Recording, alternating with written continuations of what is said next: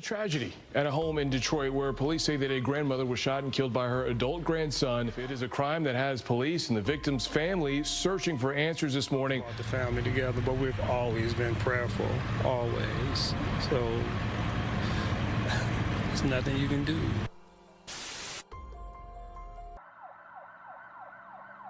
"65-year-old Rosalind Wardlaw, known as Roz to her family and friends, was a warm and caring woman who always put others first. At 65 years old, she was full of love for her family and community. Whether it was a hot meal, a kind word, or a welcoming smile, she had a way of making everyone feel at home. Hey! You know what? They can't fuck with you! They can't fuck with you! Hey!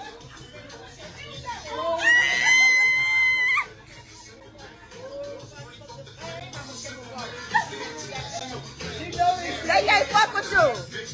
They never could! What? What? What?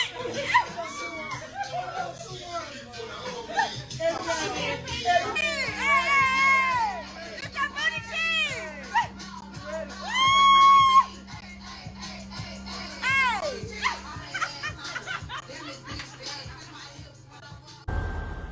Her family meant everything to her, especially her children.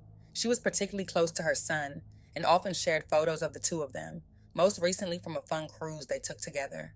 Life seemed good for Rosalind. She was surrounded by people who loved her, and things appeared to be going well. But then, something happened that no one saw coming, a heartbreaking turn of events that would change everything. On October 9th, Detroit police were called to the scene of a double shooting on Griggs Street near 8 Mile in Wyoming after several 911 calls came in. When officers arrived, they were met with a chaotic and tragic scene, one that would leave the entire community stunned and deeply heartbroken.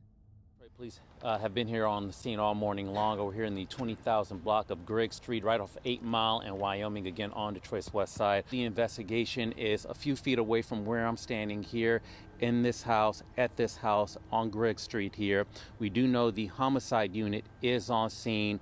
Police did release a statement, a short time ago saying this appears to be a murder. The shooter in his 20s, the victim in her 60s. The victims in this heartbreaking incident have been identified as 65-year-old Rosalind Wardlaw and her 20-year-old grandson, Corey Oliver. Both were tragically pronounced dead at the scene after suffering fatal gunshot wounds. According to the family, Corey is believed to have shot his grandmother around 4 a.m. before turning the gun on himself.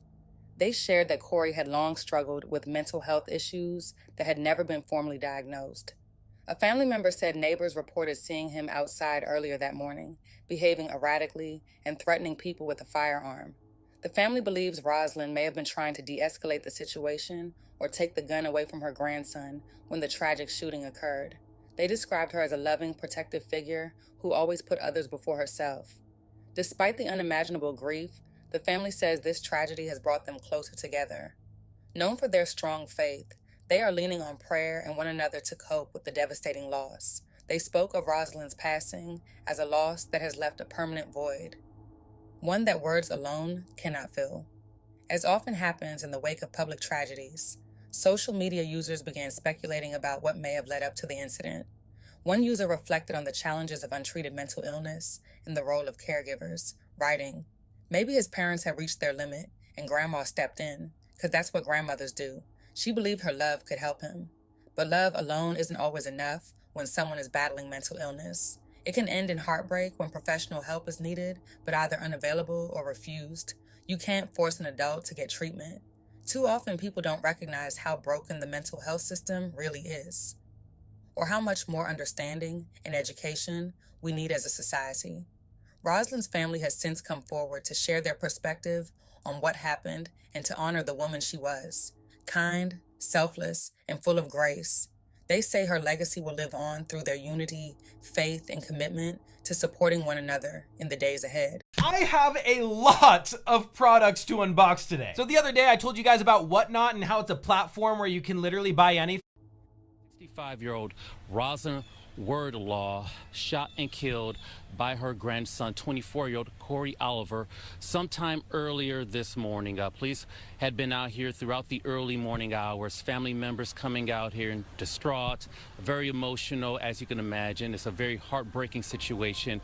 Family telling us mental health definitely a factor here. Detroit police not saying much on the case, but nevertheless, they're saying their thoughts and prayers are with the family. Homicide unit was here. The medical examiner was here. It was a huge crowd again earlier this morning. A very tragic situation. I spoke with a cousin directly related to Rosalind Wordlaw, and here's what he said about what he learned about what happened this morning and how the family's dealing with it. My cousin was killed by her grandson. He had mental health issues, but they were undiagnosed. He was untreated. The neighbors were saying that he was going around with a gun, and he was threatening people with the gun. And apparently she probably was trying to get the gun away from him, and he shot her and then shot himself. We're prayerful. We've always been prayerful. It actually brought the family together. We had been separated for a long time, so it's even family members I haven't seen in a long time. The story of Rosalind Wordlaw is a heartbreaking reminder that love, while powerful, is not always enough to protect those we care about when mental illness goes untreated. Rosalind was a devoted grandmother who tried to help her grandson, Corey Oliver, despite his ongoing struggles with mental health. Her tragic death at his hands reveals the devastating consequences that can occur when mental health issues are not properly addressed. It also highlights the heavy burden caregivers often carry, especially when resources and support are lacking. Overall, this story urges society to take mental health more seriously and to ensure families are not left to navigate such challenges alone. Rest in peace, Rosalind Wordlaw.